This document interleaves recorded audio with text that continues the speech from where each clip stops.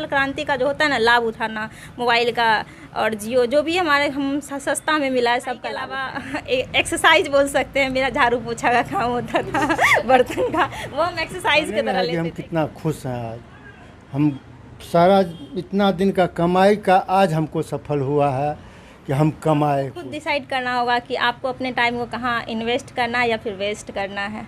अगर आपको अपने टाइम को इन्वेस्ट करना है तो वो फ़ोन में वेस्ट करने का भी सोर्स है फ़ोन, और इन्वेस्ट करने का भी है, तो वो आपको खुद डिसीजन लेना है।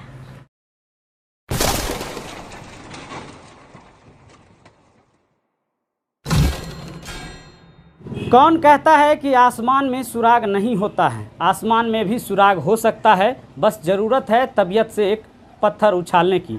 नमस्कार, आप KoshiTimes.com देख रहे हैं और मैं हूं रविकांत कुमार। इस वक्त हम मधेपुरा ज़िले के मुरलीगंज बाज़ार के गौशाला चौक पर हैं। जिस घर में हम हैं यह एक भाड़े का घर है, और भाड़े के घर में रह के एक छोटे से गल्ला व्यवसायी ने अपनी ज़िंदगी की सारी गाढ़ी कमाई बेटे बेटियों के पढ़ाई में लगा दी, और उसका परिणाम आज ये निकल के सामने आया है कि मधेपुरा से चलकर हमें भी मुरलीगंज आना पड़ा है।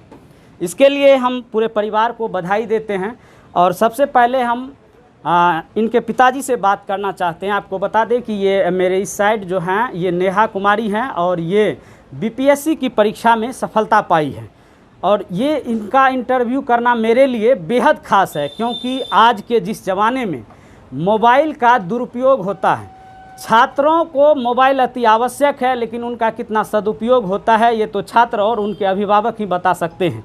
लेकिन इस दौर में बिना कोचिंग के मोबाइल को एक हथियार बना करके YouTube से कंटेंट पढ़ करके इस इतनी बड़ी सफलता को हासिल करना, ये लोहे के चने चबाना जैसा लोग इनको कहते हैं BPSC और UPSC की परीक्षा, लेकिन उनमें सफलता पाई है।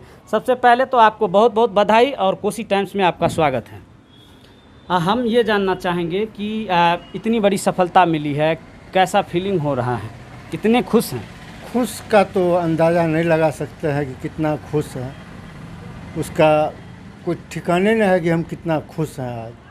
हम सारा इतना दिन का कमाई का आज हमको सफल हुआ है कि हम कमाए कुछ। इससे पहले तो जो भी कमाए इस सब में लगाते गए, आज हमको महसूस हो रहा है कि हम कुछ किए हैं।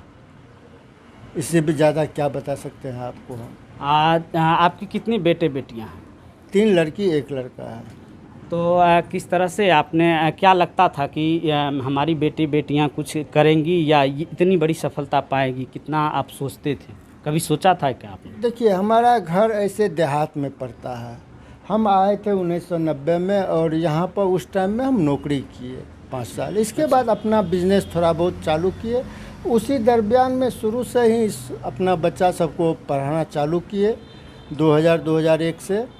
और जो भी हमको टीचर मिले, जहाँ जहाँ हम कोचिंग किए, वो सब बोला कि आपका बच्चा लायक है, सब पढ़ने वाला, इसको पढ़ाइए, आगे आपको इसका सफलता आपको मिलेगा। तो उसी दिन हम संकल्प कर लिए कि अपना बच्चा को हम पढ़ाना है। और हम बच्चा को, चारों बच्चा को, 3 लड़की 1 लड़का, लड़की और लड़का दोनों को समान तरह हम दर्जा दिए हैं और समान तरह पढ़ाए हैं। जो जिस रैंक में जाना चाहते थे, मैट्रिक हम यहाँ मुरलीगंज से कराए मैट्रिक तक। इसके बाद टोटल को हम पटना से पढ़ाए हैं। कब आप आए थे मुरलीगंज?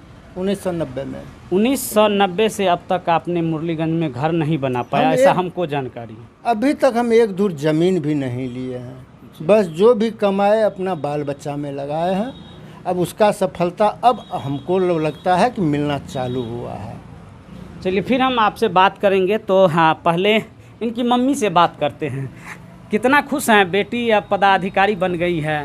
बहुत खुश, बहुत ज़्यादा खुश हैं। अच्छा, तो ये बचपन से कैसी थी पढ़ने लिखने में? क्या लगता था कि इतनी बड़ी पदाधिकारी बन जाएंगी? सब दिन अच्छा से पढ़ी है, सब दिन पढ़ते गई है, कोचिंग गई टाइम पर। हम यहाँ पर नाश्ता खाना बना के खिलाते, कपड़ा धो देते थे, टाइम लिए अपना नाश्ता खाना खाती थी, पढ़ती थी। घर में भी खाई फिर पढ़ी। टीचर जी सब आए, पढ़ी, फिर अपना जो ब्रेकफास्ट की नाश्ता उस्ता खाई, फिर पढ़ने के लिए बैठ जाती। इन लोग का ड्यूटी था खाना और पढ़ना, और उसके वाला कोई ड्यूटी नहीं। मन हुआ तो कोई चीज़ कर दी। मम्मी है तो जल कभी तबीयत और दब हुआ कर देती थी, घर का भी उपयोग करती थी। अच्छा, घर का भी काम करती है? हाँ। तो नहीं करती है तो कभी डांटते भी थे? नहीं, ये काम करने के लिए नहीं डांटते थे, कभी पढ़ने के लिए डांटते थे। वो खुद ही कर लेती थी। हम अपने अभी सक्षम है करने के लिए हर एक चीज़। जब पढ़ाना है तो काम तो ज़िंदगी में मायने नहीं लगता, या तो कामें कराइए या तो पढ़ाइए, तभी कोई मकसद मिलता है। इनको कहना था या तो काम कराएगी तो पढ़ाओ मत, आप पढ़ाएगी तो काम मत कराओ। तो वो मान चुके थे दोनों आदमी, पढ़ाना ज़रूरी है, तो काम का कोई मकसद ही नहीं है। मान हुआ तो कभी की। अच्छा, इनके जो और भाई बहन हैं वो कैसे हैं, पढ़ने में हैं कि बदमाश करती है, कितना? नहीं, सब में प्यार है। अच्छा, हाँ, सब में। सबको ये है कि वो इतना करेगी तो हम भी कर सकते हैं, दीदी की है तो हम भी अगाड़ी उससे ज़्यादा कर सकते हैं। इसी से सबको सपोर्ट मिला है और हौसला भी बढ़ा है, तो हम लोग भी ज़्यादा निकलेंगे। चलिए अब हम नेहा से बात करते हैं। कितना खुश हैं? सफलता की बहुत बहुत शुभकामनाएं, आपको बधाई है। कितना खुश हैं? सर बहुत ज़्यादा खुश हैं। बहुत दिन से इंतज़ार था कि कम से कम एक सीढ़ी ऊपर आएँ। और जो सोसाइटी में लोग उंगली उठाने लगते हैं कि इतने दिन से पढ़ रही हो, तो फिर उन लोगों के लिए भी है कि हाँ नहीं पढ़ रहे हैं, तो उनका मेहनत रिज़ल्ट आया है। रिजल्ट आया, काफ़ी खुशी है। बहुत ज़्यादा खुश। अच्छा, ये हमें बताइए कि आपकी पढ़ाई कैसे पूरी हुई यहाँ पर? सर मैंने मुरलीगंज में ही अपनी 12वीं तक की परीक्षा 12वीं तक किया है। 8वीं की परीक्षा मैंने 8वीं तक पास किया सोनी मध्य विद्यालय से, और 10th BL स्कूल से, और LPM कॉलेज से मैंने 12th का किया है क्लास। उसके बाद अपना ग्रेजुएशन मैंने पटना वुमेंस कॉलेज से कंप्लीट किया है। अच्छा, और उसके बाद इसकी तैयारी कब से शुरू की आपने और कैसे सफलता मिली? सर सिविल सर्विसेज में जाने के लिए मुझे मोटिवेशन 10th क्लास में मिला था। जब मेरा 10th का एग्ज़ाम था तो उस समय हमारे यहाँ के मधेपुरा के DM गोपाल मीना थे, तो उन्होंने बहुत स्ट्रिक्ट किया था। तो उस समय मुझे पता चला था कि ये कुछ पोस्ट होता है, सिविल सर्विसेज कुछ होता है। तो उस समय इसके बारे में जानकारी मिला, तो लगा कि नहीं इस क्षेत्र में ज़्यादा अच्छा स्कोप है, जाना चाहिए। तो उस समय से ही मोटिवेशन मिला इसमें जाने के लिए। तो तब से था। तो उसके बाद 12th किए तो एक आया कि नहीं अब है कि ग्रेजुएशन में हम आर्ट्स बैकग्राउंड लेके उस तरफ मतलब कदम बढ़ा सकते हैं। तो उसके बाद ये फिर ग्रेजुएशन कंप्लीट हुआ।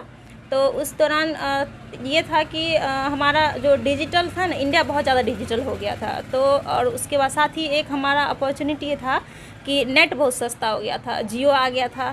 तो और उस समय ना ऑनलाइन कंटेंट बहुत ज़्यादा आ गया, और स्टूडेंट के लिए तो ये क्या आप बोल सकते हैं गोल्डन अपॉर्चुनिटी हो गया।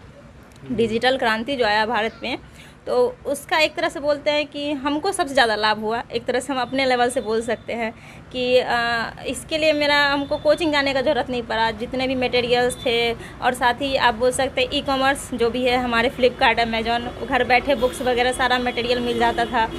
जो भी चाहिए गाइडेंस यूट्यूब पे हर सब्जेक्ट का हर एक जितने भी कंटेंट चाहिए एग्ज़ाम से रिलेटेड सब कुछ मिल जाता था। तो किसी चीज़ का कमी नहीं रहा। तो ऐसे में मैंने सोचा कि घर जाके ही तैयारी कर सकते हैं, बेकार का ये इंस्टीट्यूट में पैसा बर्बाद करने से अच्छा है घर पे। तो मैंने घर पे तैयारी शुरू कर दी 2017 से ही। आपने सरकारी स्कूलों में पढ़ा है, सोनी मध्य विद्यालय सरकारी स्कूल है, BL हाई स्कूल भी सरकारी है। उसके बाद आपको ये सफलता मिली है। अक्सर लोगों को कहा जाता है कि जो बड़े स्कूल हैं, प्राइवेट स्कूल है, वहाँ के बच्चे ही सफलता पाते हैं। तो सरकारी स्कूल में पढ़ने के अलावा आपने और क्या यहाँ स्थानीय कोचिंग और में पढ़ाई की? सर सबसे पहली बात तो सर स्कूल कहने को सरकारी निजी कह सकते हैं, डिपेंड करता है आपको पढ़ाने वाला टीचर कैसा है। अगर स्कूल कोई भी हो, एक फील्ड भी है ना, अगर वहाँ टीचर पढ़ाने वाला सही है तो फील्ड भी एक अच्छा स्कूल बन सकता है। तो एक तो मुझे प्राइमरी मतलब मध्य विद्यालय में भी अच्छे टीचर मिले, और 10th लेवल पे भी हमारे सुनील सर जैसे टीचर हमारे BL स्कूल में थे। और साथ ही मुझे कोचिंग से रमेश सर, सुमन सर जैसे टीचर का सहारा मिला। उसके बाद इन लोगों के सपोर्ट से मतलब मेरा 10th में भी अच्छा रैंक आया। सर ने 12th में भी बहुत हेल्प किया। उसके बाद 12th में भी बहुत ज़्यादा अच्छा रैंक आया मेरा। पढ़ाई के दौरान कितने देर आप यूट्यूब मोबाइल वगैरह देखते थे? सर सबसे पहले तो मैंने जो भी मेरा एग्ज़ाम से रिलेटेड मटेरियल था मैंने वो कलेक्ट किया कि हमको पढ़ना क्या है सबसे पहले तो। उसके बाद जो पढ़ना था जैसे कि पहले तो जो भी बेसिक मेरा मटेरियल था बुक्स वो देखना था। बुक्स से जो समझ में नहीं आया, बहुत चीज़ होता है जो हमारे समझ में नहीं आता है, तो उससे ऑनलाइन मटेरियल से देख लेते हैं कि क्या एक्सप्लेन किया गया है, कौन से टीचर कितना अच्छे से पढ़ाएं वो देखे। उसके बाद कुछ नोट्स बनाने के लिए है तो गूगल सर्च कर लिए, क्रोम वगैरह पे कि उससे रिलेटेड कितने पोस्ट है, विकिपीडिया वगैरह हर चीज़ का एक डिजिटल क्रांति का जो होता है ना लाभ उठाना, मोबाइल का और जियो जो भी हमारे हम सस्ता में मिला है सबका लाभ उठाए हैं, पूरा लाभ उठाए हैं। तो आजकल तो अधिकतर मोबाइलों का दुरुपयोग होता है और छात्र कहते हैं कि बड़े कोचिंग में ही पढ़ाई होती है, ऑनलाइन का भी अब तो प्रावधान है, लेकिन जो मोबाइल का दुरुपयोग करते हैं उन्हें क्या कहना चाहिए? सर सबसे पहले तो आपको खुद डिसाइड करना होगा कि आपको अपने टाइम को कहाँ इन्वेस्ट करना है या फिर वेस्ट करना है। अगर आपको अपने टाइम को इन्वेस्ट करना है तो वो फ़ोन में वेस्ट करने का भी सोर्स है फ़ोन, और इन्वेस्ट करने का भी है, तो वो आपको खुद डिसीजन लेना है। अब ये नहीं रहा कि बड़े जगह पे जाके भी पढ़ाई करना, नहीं ऐसा कुछ नहीं। बड़ा जगह आपके एक छोटे से फ़ोन में आ गया है, पूरी दुनिया आ गई है। अब आपको देखना है कि क्या पढ़ना है, आपको जो पढ़ना है पूरी दुनिया आपके फ़ोन में है, आपको जो चाहिए आपके सामने है। अब आपको करना है, जो करना आप कीजिए। आपको अगर खुद को सम्मान देना ना है सोसाइटी में, बराबर का दर्जा चाहिए आपको, बस बोलने से नहीं होता, उसके लिए मेहनत करना होता है, खुद काम करना होता है। ये बोलिए कि नहीं हम बराबर हैं, आप बराबर करके दिखाइए। अब बोलने से नहीं मिलेगा, अगर आप कुछ खुद करेंगे ना तो सब आपको सामने से बराबर का दर्जा देंगे, आपको मांगना नहीं पड़ेगा। इसलिए आप अपना ये मेहनत कीजिए, आपको जो हक है वो खुद मिलेगा। घर के पढ़ाई के अलावा किचन में कितना हाथ बटाती थी? सर थोड़ा बहुत पढ़ाई के अलावा एक्सरसाइज बोल सकते हैं, मेरा झाड़ू पोछा का काम होता था बर्तन का, वो हम एक्सरसाइज की तरह लेते थे कि पढ़ाई के बाद एक होता है ना, बैठने के बाद बहुत ज़्यादा बैठने के बाद ब्लड सर्कुलेशन थोड़ा स्लो हो जाता है, तो पढ़ाई झाड़ू पोछा करने से ना शरीर का ब्लड सर्कुलेशन तेज हो जाता है, माइंड में ऑक्सीजन जाता है, तो हम इसके लिए ये सब कर लेते थे और रिफ्रेश होते थे इससे। चलिए आखिरी सवाल, हाँ, इस सफलता का श्रेय आप किनको देना चाहेंगे? सबसे पहले तो मेरे पेरेंट्स को सबसे ज़्यादा, और उसके बाद फिर मेरे भाई बहन और पेरेंट्स, फ्रेंड्स, टीचर्स जो भी शुरू से सपोर्ट किए कि नहीं तुम कर सकती हो, Suman sir, Ramesh sir, Sunil sir, बहुत ज़्यादा स्टार्टिंग से जब हम खुद को बच्चे तो नहीं पहचानते हैं ना, लेकिन टीचर जानते हैं कि इनमें कितनी योग्यता है, तो उन लोगों का शुरू से मोटिवेशन रहा है कि नहीं कर सकती हो, तो वो आज काम आया है। ये पूरा इंटरव्यू जो हमने दिखाया, इसमें एक बात निकल के सामने आई है कि पूरी दुनिया आपके एक मोबाइल में है। लेना क्या है ये आप पर डिपेंड करता है कि आप उनका सदुपयोग करेंगे या दुरुपयोग करेंगे। सदुपयोग करेंगे तो मान सम्मान मिलेगा आपको, और जो लड़कियां हैं उनके लिए भी है कि मेहनत कीजिएगा तो आपको बराबर का दर्जा ज़रूर मिलेगा। बहरहाल इस वीडियो के बारे में और नेहा के बारे में आप क्या सोचते हैं कमेंट बॉक्स में ज़रूर बताइएगा। देखते रहिए KosiTimes.com। फिलहाल रविकांत को दीजिए इजाज़त।